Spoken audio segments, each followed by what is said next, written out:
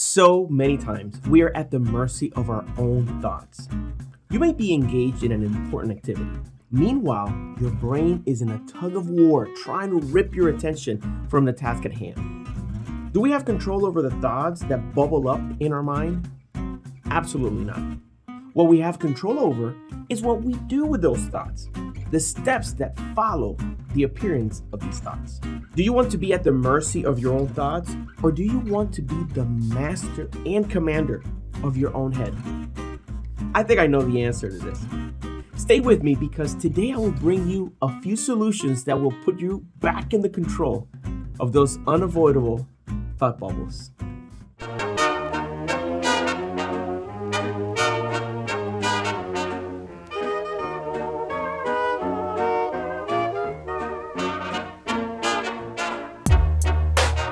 Welcome to the Gentleman's Brotherhood, a program designed to help you become a better man today.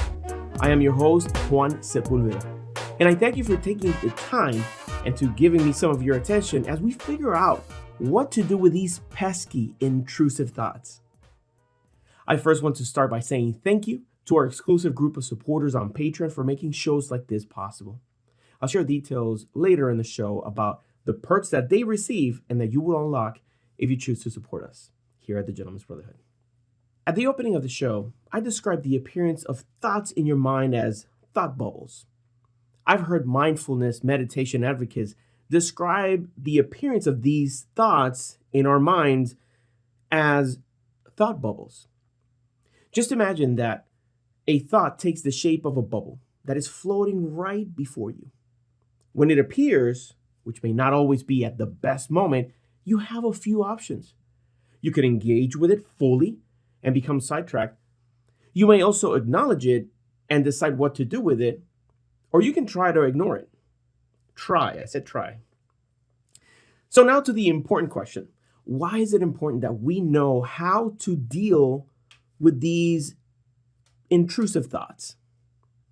Because not controlling the thoughts is like being in the middle of the ocean and being at the mercy of the waves. So imagine yourself in the middle of the ocean, sitting there in the boat, but it's rudderless. You have no sail. You have no oars. You're just there. That experience can be very different from one moment to the other. At one moment, you could have a completely flat ocean and enjoy the beauty of the sunset and the fish swimming about. It could get a little choppy and make you a little bit dizzy, a little bit nervous, a little bit fearful at times, but it could also turn into a catastrophe. You can have waves that crest over the boat and threaten to capsize it. Just like a journey on the ocean may have its moments of calm and its moments of pure terror, our journey through life can be that way, especially the tempest that's going up in our temple. It is important that we delineate the difference between regular thoughts and intrusive thoughts. Regular thoughts are just that, they're regular. They're triggered by anything and bubble up regularly on your mind. They may be as mundane as, did I run the dishwasher last night? To thinking of what would happen if you open the door in a flight up 30,000 feet from the floor. Intrusive thoughts, on the other hand, those pack a punch. In the analogy of the boat drifting afloat in the ocean, these will be the waves capable of floating the boat or capsizing it altogether. These are thoughts that could derail your life, either because of how disturbing they are or how persistent they are. Please note that if the thoughts in your head are severe enough to interrupt your sleep, if they start making it difficult for you to make a living, you may need to require the help of a professional that can give you the advice and the tools that can get you over that obstacle. These are not the thoughts that we're going to address in this episode, but we plan on creating additional videos later on to address them. Let's talk about handling regular thoughts. Once a thought has materialized in your head, your first step would be to notice it. How many times do you find yourself completely engrossed in a thought train? so deeply derailed that we can't even trace the thoughts back to the original distracting thought. This happens because we haven't conditioned our minds to be quiet enough or calm enough to recognize thoughts as they happen. You may say, Juan, but how can I quiet my mind? There's always noisy in here. How can I become more aware of these thoughts as they bubble up? Well, I'm going to share some tools with you that can help you in this process. The first one is meditation. Meditation, in particular, mindfulness meditation, is a combination of mindfulness and meditation. Mindfulness is the ability to be present, to being there in the moment as it happens. Life can pass us by if we're not paying attention. Meditation, on the other hand, is that practice of observing the inside of us, the inner workings of our mind and our body's response to it. Meditation is not about controlling your thoughts, it's about controlling your reaction to these thoughts. Among the benefits that you can find are improved brain function. You can manage your stress a lot easier. It can provide you a sense of control and order. It can even help you arrest some of the negative thoughts that are derailing your activities. Another great thing about mindfulness meditation is that the positive effects of engaging in this practice can have a lasting effect, even beyond the time that you're actually engaged in the meditation. Now, some people say about meditation, I can't do it. I've tried this before. Why can't I just go to sleep? I sit there and I just start thinking, and before I know it, I've totally forgot to meditate. Listen, you are not alone. The majority of the people that I've talked to that have never meditated before, that's their response. I can't meditate. I often respond, no. Give me a second here. Let me tell you my experience and how you can implement meditation to be in better control of your thoughts. It is true that for some people, the payoff of meditation takes a while to happen, while for other people, it may be very, very fast. Now, this is a case-by-case scenario, so you could be one of the lucky people that once you sit down and start taking the steps to meditate, you get instant results. But you could also be in the boat where you need a little guidance. You need someone to help you, a skipper of sorts. Know that having the proper guidance can help you expedite the time that it will take for you to reach some results that are positive in your life. If you want to learn a little bit more about meditating, you want the basics of it, I'll give you some tips later on in the show. But first, let me start with labeling your thoughts. Labeling is a practice where you recognize whatever the thought is and you apply a mental label to it. Let's go back to the analogy of thought bubbles. Have you ever been to an amusement park or a theme park and you have children blowing bubbles around? As you walk through, you're not freaking out about these bubbles all around you, right? You recognize them for what they are and you allow them to float away. When you think about thoughts in that way, thoughts are going to continue to bubble up in your mind. Doesn't matter what you do, this is going to happen. You have no control over these thoughts popping up. What you have control over is how you deal with them. So visualize this thought coming into existence, floating right in front of you, right? Labeling is the process of you noting that there's a bubble right there and trying to label it in a way that it's going to be useful for you to deal with it. I'll give you an example. When you recognize the thought, you can give it a label of utility. You can make a decision right then and there. Is this a useful thought or is it not? Simple as that. Is this useful? Can I do something with it? Yes or no? Once you've labeled it in that simple way, you can then move on.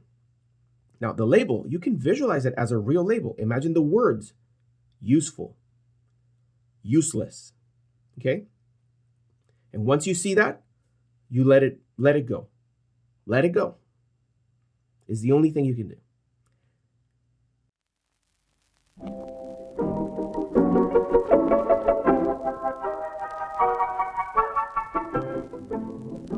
This program is made possible in part by the Gentleman's Brotherhood store, featuring an exclusive line of apparel designed to not only look good, but to spread a most needed message.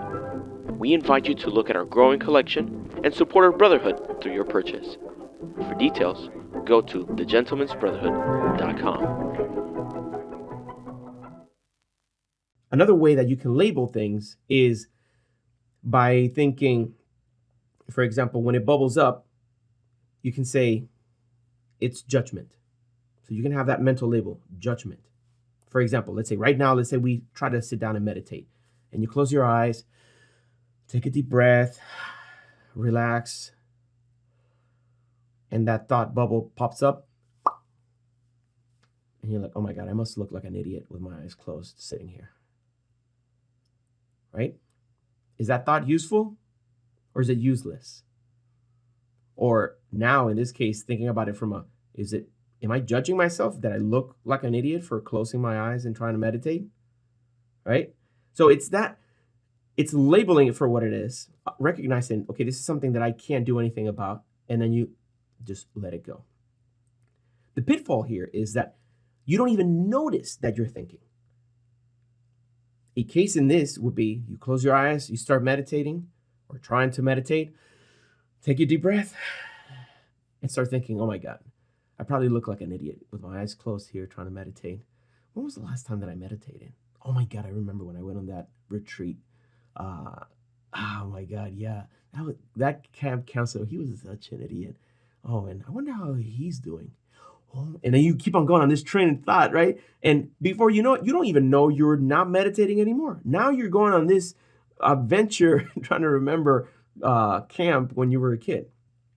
So the practice of meditation, the practice of having this mindfulness allows you to recognize, oh, here's a thought interrupting my process.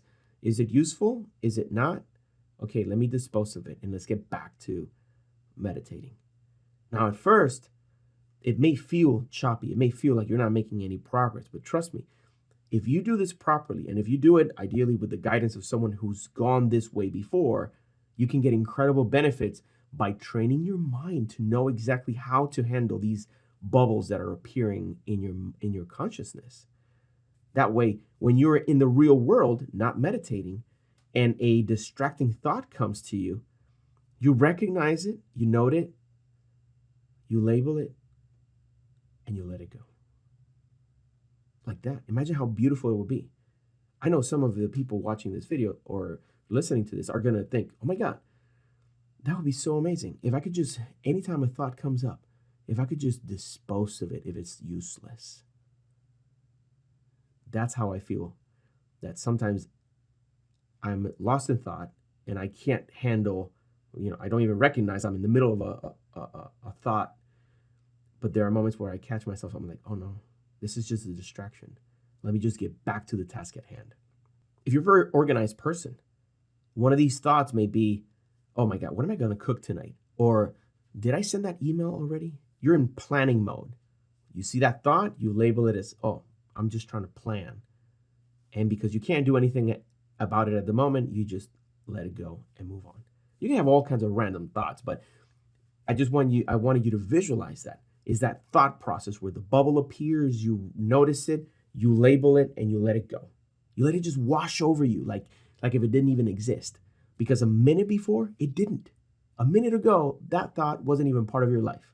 So you can live without it. Oh my God. I just had a thought bubble myself. That's ironic. I just thought, oh my God, are you going to ask them to subscribe? Right? So I just saw that thought bubble. Hey, you're going to ask them to subscribe? Is it useful or not for me to ask them to subscribe? Damn right it's useful. Go ahead and click subscribe if you find this useful so that I can stay in touch with you and you can benefit from these kinds of conversations that make us better men today. All right, so getting started with meditation.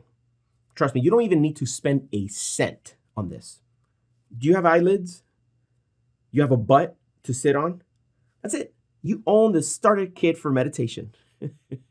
But seriously, you can simply get a cushion or find a comfy couch, a chair, find a quiet place and just sit down. Try to make yourself comfortable. Sit upright. Relax your shoulders. Relax your face. Make sure you're not tight in your jaw. Now, some of you are going to think, what is this? Like, is this dude going to just help us meditate right now? This is quick. just a few basics. There's nothing woo-woo about this. There's nothing out of worldly about this. This is a practice that has incredible benefits for you. And it's super simple. You can do it with no investment. You can do it right now. You can do it later if you want. So hear me out. You sit down, relax your muscles, sit upright, relax your arms, maybe rest them on your lap if you can, and just take a deep breath. Take a couple of deep breaths, okay? And what's going to happen is that you're going to start relaxing your body. At first, if it's the first time you meditate, it's going to be a little bit distracting. You're going to be thinking about the sounds that are outside. You hear the thunder, you hear the dogs barking. You feel that you sat a little bit lopsided, so your spine is not aligned. You'll get over that. It's just a matter of just relaxing. So here's what the point that I wanted to make. As you then breathe, relax, and you pay attention to your breath as it comes in and goes out, and you pay only attention to that. That's going to give you the focus that you're focusing only on your breath. Now it will become very obvious whenever the thought of anything else comes up. Here's where the real practice begins. Because now when those thoughts come up in your mind, you'll be able to recognize them, label them, and move on and get back into your breathing. So your touch base, the place that you go back to relax, is the paying attention to your breath. Granted, this is only one way of meditating, but I'm not going to elaborate more on that because this is not going to be an exhaustive video on meditation. But that's the practice. Whenever you're focusing on that breath, that's your touchstone. You come back to your breath. And you feel it as it fills your lungs. You try to find out, when does it end? You see, and then a thought bubble comes up. Did I order that pizza that I was going to order? Or did I send the money with the kids this morning? Or did I send that email that I wanted to send? Boom. Notice, label, let go. And that's it. What this is doing is like building that muscle so that when you're out in the real world doing real things and a thought bubble comes up in your mind, it's easier for you to recognize it, for you to label it and move on. Imagine how much more effective you'll be in other important things if you're not constantly trying to stabilize that rocking boat in the middle of a choppy ocean. Here, it doesn't matter how bouncy that ocean is, you're in control. You're the master and commander of your ship. If you've never meditated before, or if you've had trouble meditating, there is an app that I'm going to recommend. It's called Waking Up. It's by philosopher and neuroscientist Sam Harris. And it's a guided meditation program. In the comfort of your own home, on your phone, you could listen to these lessons. It's like a guided meditation. So you put your earphones on, follow the instructions, and you go step by step, becoming better and more aware about the different ways in which you can meditate. You can learn some of the pitfalls, some of the benefits. You can learn different variations of meditation so that you can become well-versed in the process of meditation. This is a very professionally made app. It has content that it's amazing. It's not limited to just meditation. It's also geared towards a quality of life. I highly recommend it. The other one that comes to mind is a little bit more whimsical. It's one called Headspace. It is a gamification version of meditation lessons. So here you go through certain lessons that are very whimsically illustrated. It helps you really get a grasp about the concept of meditation and mindfulness. In summary, your mind is an integral part of who you are to other people. This thing you have in here between your ears, it is the control room of your life experience. Yes, I purposefully say control room because things are being controlled up here. Now, you are the one who chooses whether your thoughts are in control of you or if you are the captain now. Now, I would love to hear from you. Let me know, are there any tools that you use in order for you to calm yourself down and keep control over your thoughts? Did I miss anything that you think could help the viewers and listeners of the Gentleman's Brotherhood? Have you ever tried meditation? I would love to hear in the comment section whether you've been successful, whether you've had some good results, or whether you've hit your head against the wall and perhaps could use a little bit more guidance. I'll look forward to reading your responses on that. If you found this episode useful, I'm sure that you know at least one more person that could benefit from the information contained herein. So I would ask you to please share this with someone who you think could benefit from really grabbing the concept of thought bubbles and could employ the benefits of mindfulness meditation to improve the quality of their lives. Another way in which you can help, make sure to check out patreon.com/Juan Sepulveda. Our exclusive group of supporters are those who make this show possible. We're able to invest in equipment and services in our editing team in order to put together something that is worthy of your time and has a lasting effect on the viewers and listeners. By being a member, you unlock perks like early access to episodes. We consult with you about topics that are important to you. We want to make sure that the value you get out of being one of the members of our Patreon support group is of the utmost quality. We also give some of our supporters the exclusive pin for the Gentleman's Brotherhood. Our pin features the hat and the keys of our logo. I think you're really going to like it. So for details and to support us in this endeavor, please go to patreon.com/Juan Sepulveda. Whichever way in which you choose to help us, thank you. As always, I thank you for your time and your attention. And until next time, I wish you courage and courtesy.